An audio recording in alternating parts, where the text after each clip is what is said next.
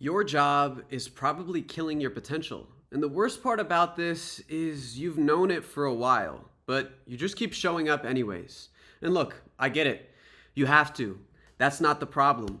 The problem is what you're doing with the time in between. And more importantly, what you're telling yourself about it. Because somewhere along the way, most people stop thinking of their job as a temporary arrangement and start thinking about it as who they are. And that's where it gets dangerous. Karl Marx had this idea called alienation of labor. Marx, yes, I know, bear with me. And here's what he actually means in plain terms. When you work for someone else, you create value that doesn't come back to you. You build their thing, you grow their asset, and you pour your energy and soul and ideas into something that you have no ownership over, into someone else's vision. And at the end of the week, you get a fixed number that has almost nothing to do with what you actually contributed to. And the thing is this isn't new.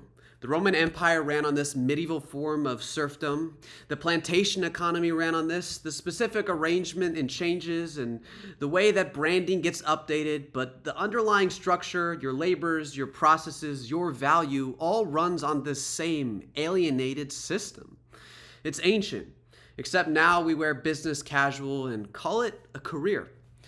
The modern twist is that we've gotten so good at making work feel meaningful that people defend it. People feel guilty about not doing more. People apologize for leaving on time, and because that's not dedication, that's conditioning, and we're hard workers. But here's the part that nobody talks about. It's not just money. The longer you work for someone else's goals without having anything of your own, the more you start to confuse their priorities with yours. You start measuring yourself by their metrics. You get good at playing their game and forget the game that you actually wanted to play.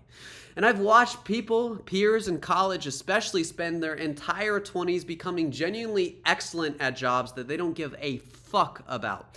And they're proud of it.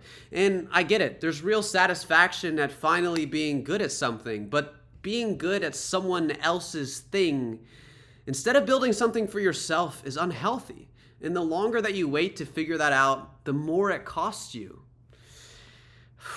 And here's where it gets worse. Most people lock themselves into this path before they even realize what's happening.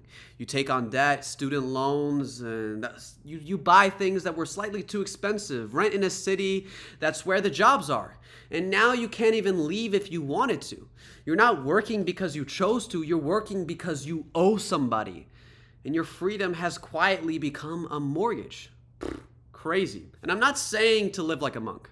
I'm saying to be honest about each financial obligation is actually costing you your options. Because every payment you add is the reason why you can't walk away. And when you can't walk away, you can't negotiate. And when you can't negotiate, you'll tolerate things that you shouldn't. And there's a reason why Europe doesn't stigmatize living with your parents.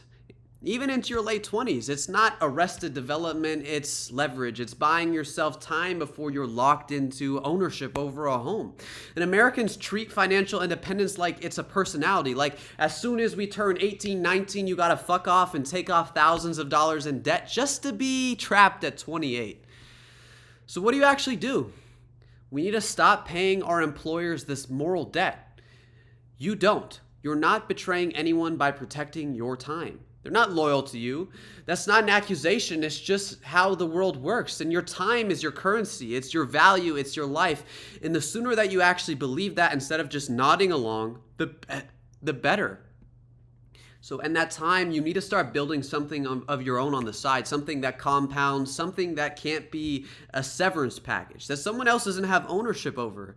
You know, it doesn't necessarily have to be a business. It could be videos. It could be skills, a body of work in your field that you actually care about. And the specific thing that matters to you more on principle is that you're building an asset that belongs to you, that grows the more that you put into it, that reflects your actual thinking and values that you carry throughout your life.